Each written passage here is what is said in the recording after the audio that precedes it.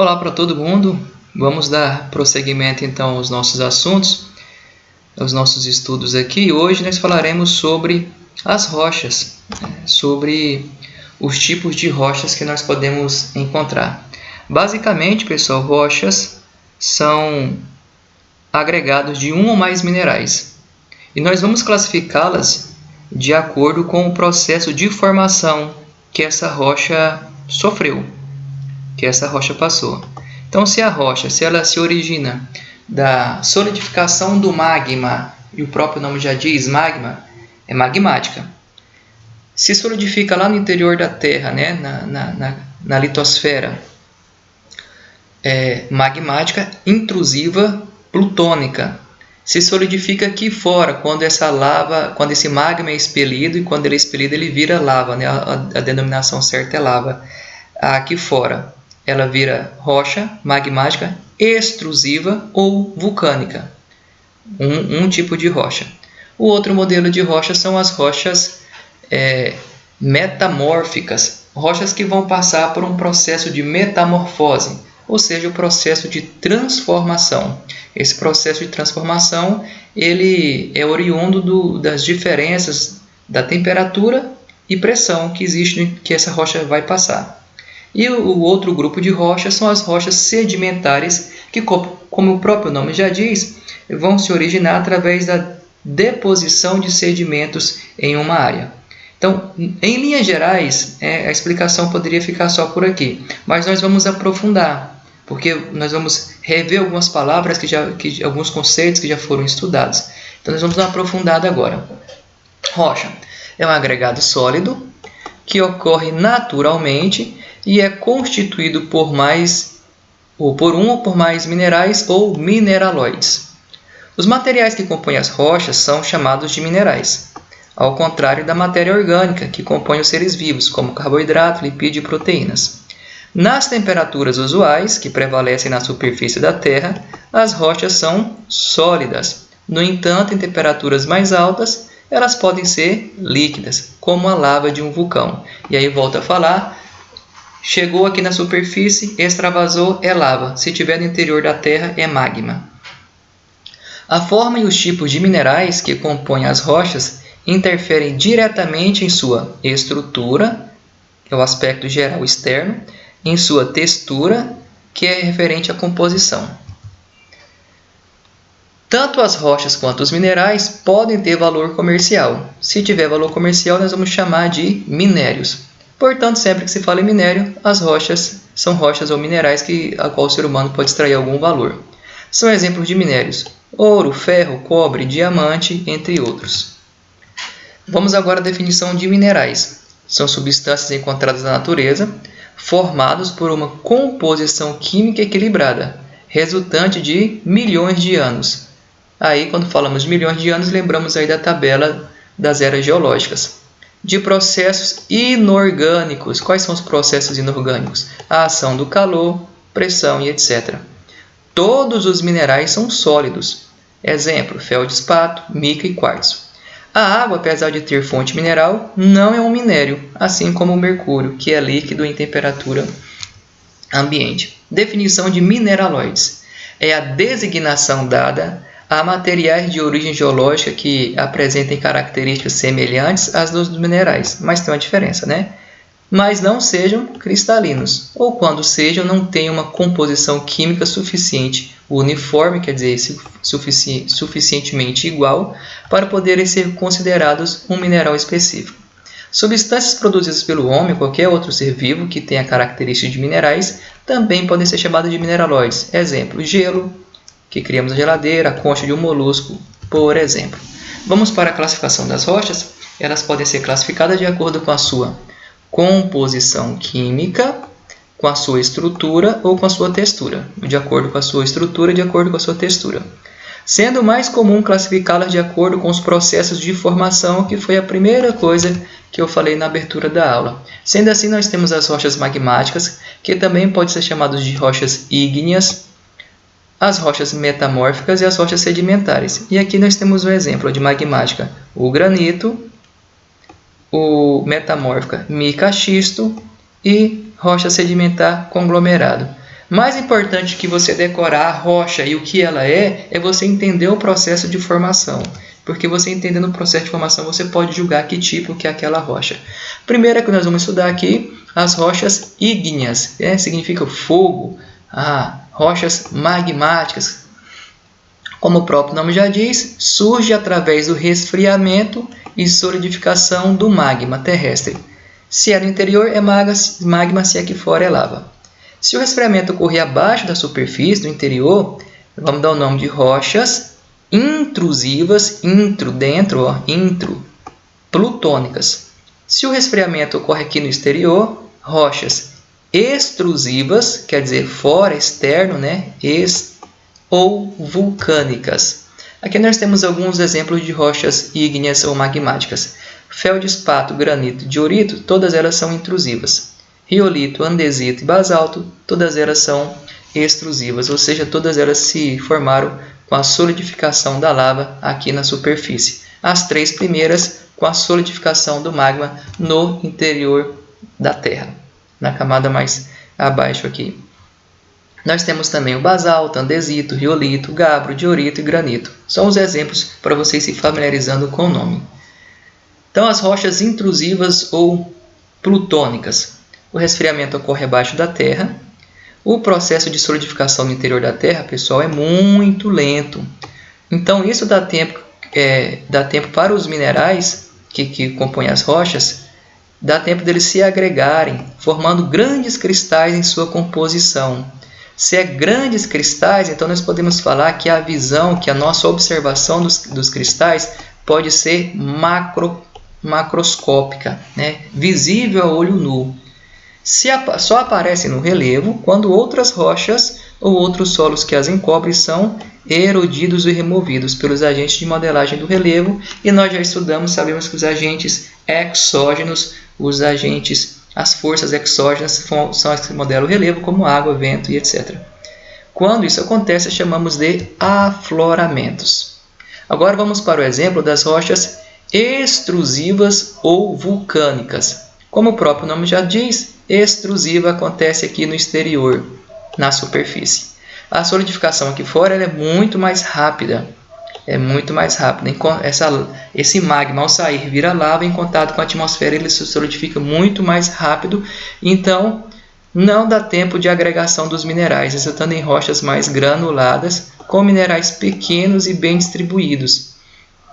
Pequeno e bem distribuído, nós podemos dizer que essa rocha é homogênea, quer dizer igual. E a anterior, professor, a intrusiva, a plutônica, ela é heterogênea, porque você olha para a rocha e você consegue identificar os minerais. Enquanto na intrusiva plutônica ela é macroscópica, na extrusiva vulcânica ela vai ser microscópica, para você poder observar os minerais. As rochas extrusivas, exemplo, basalto, oriundas das lavas vulcânicas, podem decompor com o tempo e originar solos extremamente férteis, é exemplo das terras roxas encontradas em São Paulo e no Paraná. Nós já falamos sobre isso, as terra roxa. Exemplo de rochas intrusivas ou plutônicas, granito, diorito e diabásio. Vamos ver aqui um pouco desse granito. O granito é quase sempre compacto, sem estruturas internas, quer dizer maciço, duro e resistente, sendo por essa qualidade usado como pedra para construção civil. Então veja, pessoal, ao observar o granito a olho nu, e você pode fazer isso aí na sua casa, pode fazer aí andando pela cidade, você vai observar um mineral um pouco mais transparente, esse é o quartzo, um mineral mais amarelado, que damos o nome de feldespato, esse tom mais amarelado, mais amarronzado, e o mineral de cor mais escura, a mica. Você pode observar olhando aí para a pedra de granito que tem na sua casa ou em qualquer outro lugar. É a mesma coisa aqui, só para você visualizar com outro exemplo. Muito bem. E nós temos aí diversas colorações do granito, preto, marrom, amarelo, branco e bege, vermelho e rosa e outras tonalidades. No nosso dia a dia nós conseguimos observar diferentes tipos de pedra, de granito. E aí vai depender aí da composição, de qual mineral sobressai em relação ao outro. Aqui nós temos uma pedreira de granito, não sei se você já teve a oportunidade de visitar, mas é bem interessante, né? A rocha, como eles conseguem extrair, né? Olha que perfeição que eles conseguem fazer aqui, verdadeiros cubos, né, de granito. Muito bem, mais um exemplo aqui. E a aplicação no nosso dia a dia, né? Em pias de cozinha, né? Nas escadas, é uma pedra muito bonita. No piso, né? Fica muito bonito também. E aí nós coloquei aqui duas pias, né? Com a coloração do granito diferente. Diorito. Está aqui a pedra de diorito. Ele tem várias, ao longo da história, teve várias utilizações. É uma rocha extremamente dura, tornando difícil de esculpir trabalhos maiores. É tão duro que civilizações antigas, como no Egito Antigo, usavam bolas de diorito para quebrar granito. Sua dureza, entretanto, também permite que seja finamente trabalhado e receba grande polimento, e que se tenha um resultado durável, usado especialmente para pedra britada na construção de estradas. O uso relativamente frequente de diorito era para inscrições, por ser mais fácil esculpir em relevo que estátuas tridimensionais. Talvez o trabalho em diorito mais famoso seja o Código de Hammurabi, inscrito em um pilar de 2,23 metros de diorito preto. O uso de diorito em obras artísticas foi importante nos primórdios das civilizações do Oriente Médio, como no Egito Antigo, na Babilônia, Síria e Suméria. Era tão valioso em tempos antigos que os primeiros grandes impérios, Mesopotâmico e o Império de Sargão da Acádia, mencionava a aquisição de diorito como propósito de expedições militares. Embora possa ser encontrada arte em diorito em períodos posteriores, foi ficando mais popular como uma pedra de construção e foi frequentemente usado como pavimento devido à sua durabilidade. O diorito foi usado tanto pela civilização inca quanto pelos maias, em sua maioria para muros, fortalezas, armamentos, etc. Foi especialmente popular com construtores islâmicos medievais, na região ali do Oriente Médio, né? Tempos depois, o diorito foi muito usado como calçamento. Hoje, muitas ruas calçadas com diorito podem ser encontradas na Inglaterra e na Escócia, assim como no Equador e na China. Embora o diorito tenha uma textura áspera naturalmente, sua habilidade em levar polimento pode ser vista nos degraus de diorito da Catedral de São Paulo, em Londres, onde séculos de tráfego pedestre deixaram os degraus completamente lisos. E está aqui a catedral, está aqui os degraus, mas não dá para nós percebermos aí, né, que ela foi polida de tantas pessoas pisotearem, subirem os degraus. E aqui está o Código de Hammurabi. Esse é o diorito, né, as esculturas também feitas aí com diorito. Bastante bonita também essa rocha, né? Diabásio, tá aqui, dê uma olhada no diabásio aí. Ocorre normalmente em corpos rochosos consolidados ao longo do percurso do magma, que vindo de grandes profundidades busca alcançar a superfície da Terra, percorrendo fraturas profundas e alojando-se nas estruturas das rochas encaixantes. Você tem uma rocha aí, você tem uma fratura nela, esse diabásio vai se solidificar aqui dentro. É uma das rochas mais comuns do Brasil, pode também ser utilizado na construção civil, como calçamentos, né, como fachadas, degraus e etc. Agora vamos para os exemplos das rochas extrusivas ou vulcânicas, aquelas que chegam até a superfície. Exemplo mais comum: basalto, obsidiana e pedra pome. Tá o basalto aí, né? Dê uma olhada para ele, perceba que não dá para nós olharmos a olho nu e identificarmos os minerais, por isso que falamos que ela é homogênea, né? Se resfriou muito mais rápido. O basalto cobre cerca de 70% da superfície terrestre, superando em área coberta todas as demais rochas ígneas juntas. Pela sua dureza e resistência à meteorização, você já sabe o que é meteorização, né? Processo de desgaste, de intemperismo das rochas, é explorada para a produção de alvenarias e de agregados na construção civil e como rocha ornamental para revestimentos e calçadas. A produção de fibra de basalto é uma indústria em expansão. E aqui eu coloquei só como exemplo que eu coloquei o granito, agora está o basalto para nós identificarmos os minerais. Nós temos aí a olivina, a piroxã e a plagioclase. Isso a olho nu é muito difícil de se identificar, por isso que eu falei que é a visão microscópica. Está aí dentro da terra, magma, expeliu, vira lava, solidificação, vai formar, por exemplo, a rocha basalto. Muito utilizado para calçamentos, né? Cidades históricas, cidades mais antigas têm. Andar de bicicleta nisso aqui é terrível. De carro já é ruim, de bicicleta pior ainda, né? Aí a praia de Copacabana, utilizando as rochas basalto. Mais uma utilização, pode ser utilizado também como pisos. Obsidiana, bonita essa pedra, né? Essa rocha, bonita essa rocha. Pedra, pessoal, é mais coloquial, é a linguagem mais comum, né? Na linguagem mais científica, utilizamos o termo rocha. É um produto de lava vulcânica, quando essa substância esfria velozmente ao invés de produzir um rochedo, resultará em um vidro estruturado naturalmente. Isso pode ocorrer, por exemplo, quando a lava jorra sobre uma superfície líquida. Este vidro natural é formado essencialmente por 70% ou mais de uma substância conhecida como sílica. Por não ter a mesma estrutura dos cristais, a obsidiana é considerada muitas vezes como um mineraloide, elemento de natureza geológica que não pode ser classificado como cristal. Também bastante utilizado no período neolítico, na Idade Média e atualmente. Vamos lá. Utilizado no Neolítico, lâminas cortantes, pontas de flechas, de lanças utilizadas como ferramentas de caça. Além disso, ocorreu o polimento para a criação de espelhos rústicos. No Oriente Médio, facas na Turquia, uso decorativo no Antigo Egito, artefatos em Israel. Na América, ferramentas, armas e itens decorativos, fim comercial. Como cada erupção vulcânica produzia rochas com características distintas, atualmente é possível identificar a origem de cada artefato. Né? Se é do Oriente Médio, se é da América, conseguimos fazer essa identificação. Idade Média, muito utilizada pelos videntes na Europa, como espelhos e esferas no auxílio da visão astral pelos videntes, né, dentro da Europa.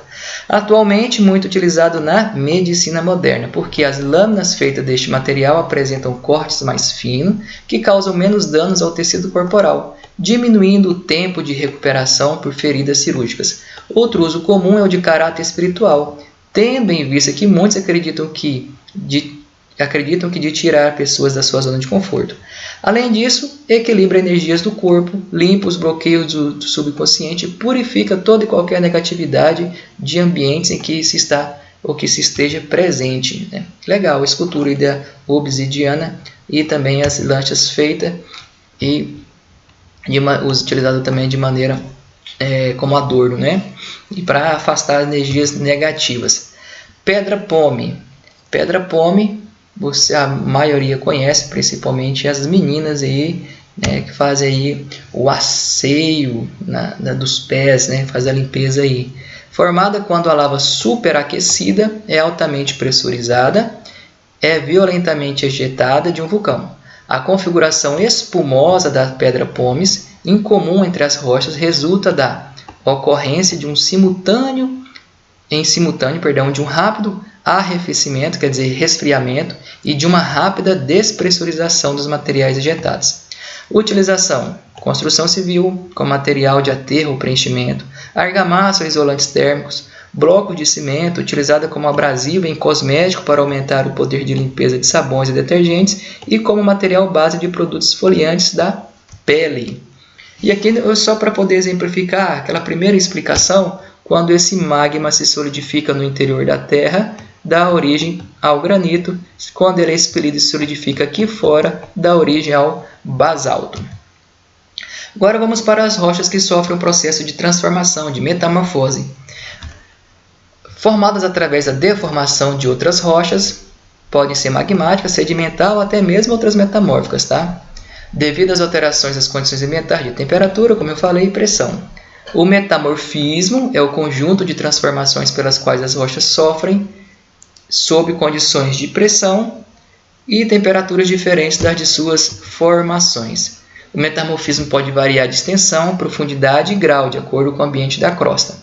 Entre os fatores que determinam esse processo estão tipo de rocha metamórfica a ser formada, localização e extensão na crosta, parâmetros físicos e mecanismo determinante para a conjunção destes parâmetros. Aqui nós poderíamos ficar na explicação rasa que as rochas metamórficas sofrem diferentes temperaturas, variação de temperatura e pressão, e acabam formando uma outra rocha. Mas vamos dar uma aprofundada aqui para você conhecer que nós temos cenários diferentes onde ocorre metamorfismo. Tem o metamorfismo regional, o de contato e o dinâmico. Para você conhecer, tá? Regional ocorre em grandes tensões, bem como em grandes profundidades da crosta. As rochas são fortemente dobradas e falhadas e sofrem a recristalização, apresentando estrutura foliada. Exemplo: ardósia, xistos, gnáisses e anfibolitos. De contato, resultado apenas da ação da temperatura, através do calor cedido por intrusão magmática, quer dizer, está entrando, aprofundando na superfície, chegando ali em elevadas temperaturas, que corta uma sequência de rochas sedimentares encaixantes, metamórficas ou magmáticas. Através destes cortes e do constante contato entre a superfície, teremos como resultado o fenômeno metamórfico. As rochas deste grupo são os órfeos. Metamorfismo dinâmico. Neste caso, o fator dominante exclusivo é o atrito. É devolvido através de longas faixas estreitas adjacentes de falhas onde pressões de grande intensidade causam movimentações e rupturas na crosta. Então, o mais comum que nós temos aqui é o metamorfismo regional. Olha aqui, tipo de metamorfismo regional. Origina reorientação dos minerais. O regional é só pressão. O granito vira um gneiss, que é uma rocha magmática e vai virar uma rocha metamórfica. E o argilito vai virar um xisto. O argilito, no caso, é uma rocha sedimentar. Vai virar xisto. Com relação ao metamorfismo de contato, aqui tem a temperatura atuando. O arenito e o calcário, que são sedimentares, vão virar quartzito e vai virar o mármore, pedra de mármore. Então, aqui os exemplos. O granito pode dar exemplo de uma rocha, virar uma rocha metamórfica gneiss, basalto, anfibolito, calcário, mármore, argila, ardósia, xisto e areias, quartzitos. O exemplo aí, tá? Granito, gneiss, arenito, quartzito e calcário, o mármore. Exemplo das rochas metamórficas: mármore, esfilito, quartzito, gneiss, xisto. Vamos lá, então, ver a característica de algumas, tá? Não todas, porque senão vai ficar muito longo. Gneiss. Algumas das rochas mais antigas do mundo são gneiss. Um exemplo de formação rochosa de gneiss é o Pão de Açúcar, localizado na cidade do Rio de Janeiro. Uma rocha, então, metamórfica, né? Outro exemplo é a Pedra do Ingá, monumento nacional no Agreste da Paraíba. É amplamente empregada como brita na construção civil e pavimentação, além do uso ornamental.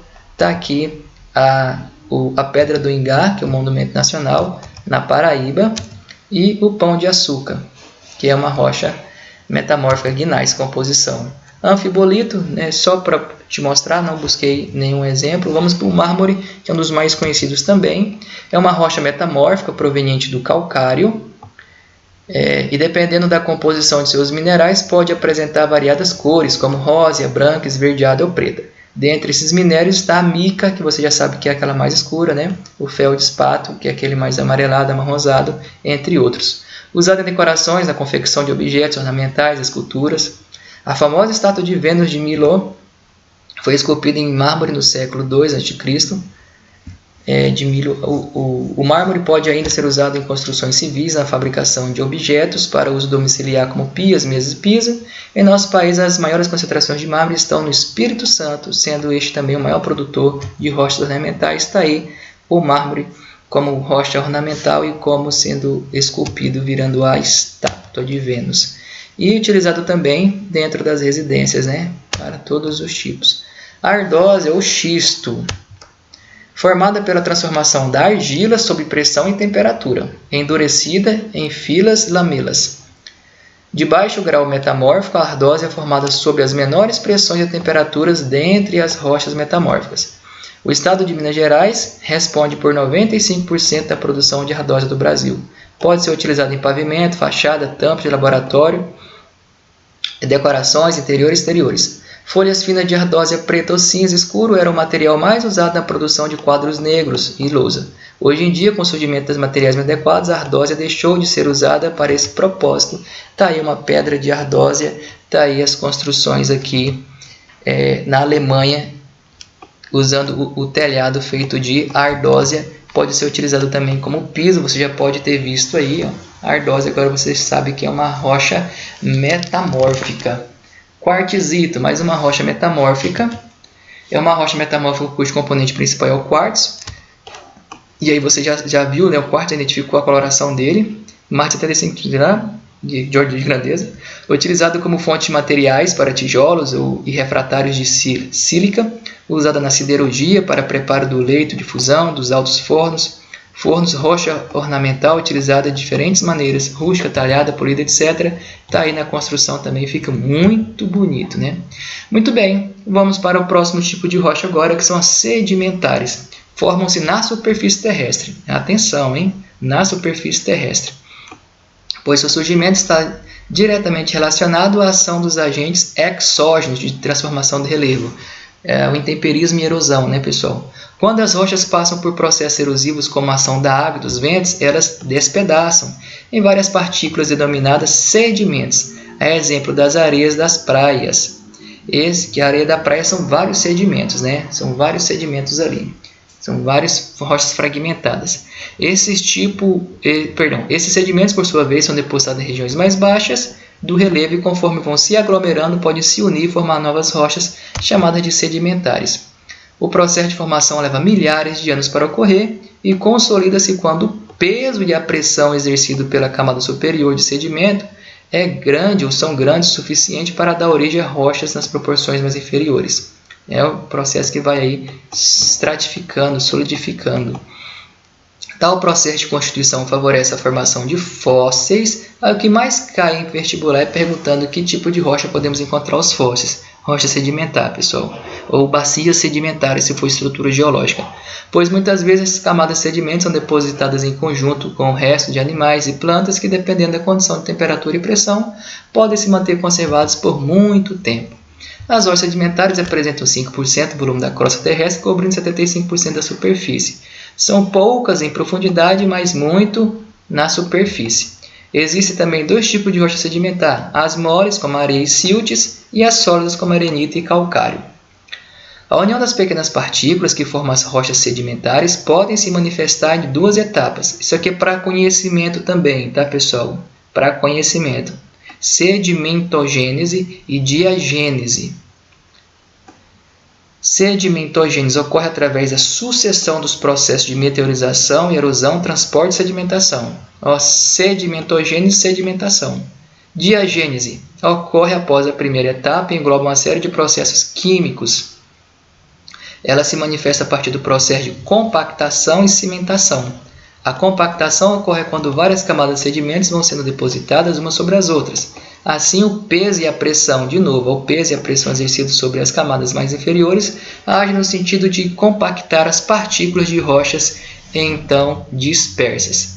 Aí temos aqui as rochas sedimentares: argilito, calcário, conquífero, carvão, mineral, né, conglomerado, arenito, calcário, areia e alítio. Eu não vou falar de todas elas, senão vai ficar muito longo também.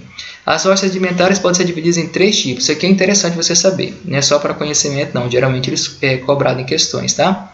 Clásticas ou detríticas, orgânicas e químicas. Clásticas ou detríticas, o próprio nome já fala, detritos, formado por detritos de outras rochas antigas. Arenito, argilito, varvito e o folheiro. Orgânica, resto de animais e vegetais, o próprio nome já diz. Vão se acumulando através de pressão e temperatura. Exemplo: calcário, carvão mineral, petróleo. Química. A ação química tem que ter o líquido, tem que ter água. Onde os sedimentos da rocha estão dispersos, se torna saturada. As rochas químicas em geral formam cristais. A calcita, aragonita, dolomita, estalactite, estalagmite. Isso aqui é muito forte, muito presente dentro das cavernas. É uma paisagem lindíssima. Sedimentos, pessoal, para você ter noção, a areia é o maior sedimento que você pode encontrar. O cascalho não é sedimento, tá? É só a título de comparação. A areia é o maior sedimento e você quase nem a vê, né? Olha o tamanho do silt e a argila, então, bem pequenininho. É a escala de sedimentos. Arenito é usado em diversas construções civis, aqui no seu estado natural. A formação de arenito na Namíbia e a taça, que é um afloramento de arenito em cartão postal do Parque Estadual de Vila Velha.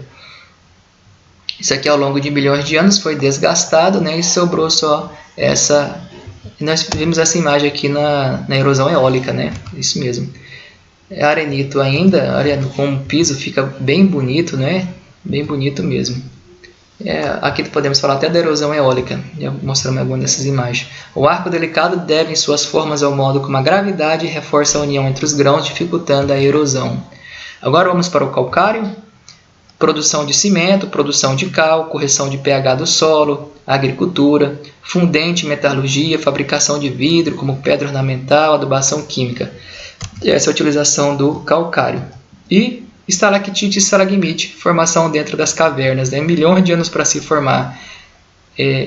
Vai pingando até encontrar uma outra aqui. É muito lindo. Muito lindo. São estruturas de rochas sedimentares quimiogênicas formadas dentro de cavernas. Elas são formadas pela precipitação de compostos dissolvidos em água que, ao serem formados dentro das cavernas, são chamadas de espeleotemas. Aqui os exemplos, pessoal. Rocha magmática, origem do material. Fusão de rocha na crosta, profunda e quente e no manto superior. Processo geológico, cristalização, solidificação do magma. Cristalização é a solidificação do magma. Sedimentar, qual que é a origem do material? Meteorização e erosão das rochas à superfície. Qual que é o processo geológico? Deposição e litificação. Essa litificação aí é a cimentação da rocha, tá? Metamórfica, origem do material. Rocha sob alta pressão e alta temperatura na crosta profunda e no manto superior. Processo geológico. Recristalização de novos minerais no estado sólido. Está aqui um esqueminha também rápido para você poder lembrar. E lembrando que essas rochas podem sofrer um ciclo. Como as rochas são parte constituinte do sistema da Terra, essas encontram-se em constante modificação por diferentes processos geológicos e climáticos. O interrelacionamento entre os tipos de rocha e os processos de dinâmica da Terra é o chamado ciclo das rochas. Pensando na crosta como uma região formada essencialmente por rochas, é possível observar que agentes climáticos agem sobre esse material, causando intemperismo. Você já conhece isso aqui.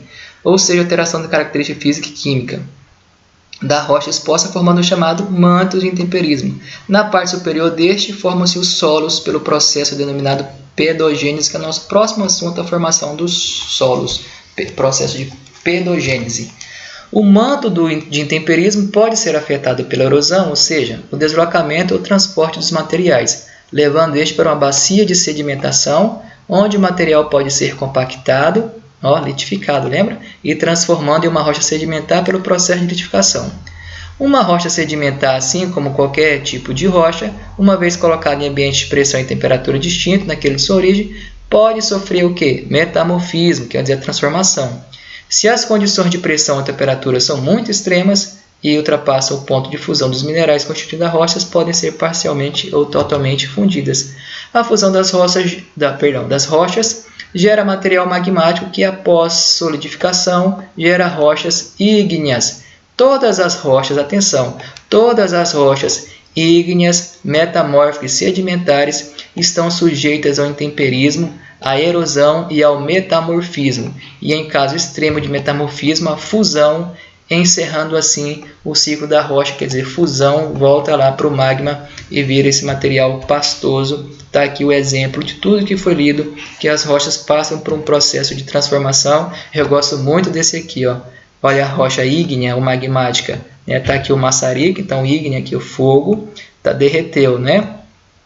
A rocha metamórfica, como é que ela pode ser formada? Através da pressão, olha, pressão e temperatura, aqui está pressão. E a sedimentar se forma através dos detritos, olha que os detritos caem no chão. Então, bem bacana, pessoal. Tá aí. Desculpa a leitura rápida, mas é para o vídeo não ficar muito extenso, tá? Nós aprofundamos um pouco aí. Próximo assunto nosso sobre a formação dos solos.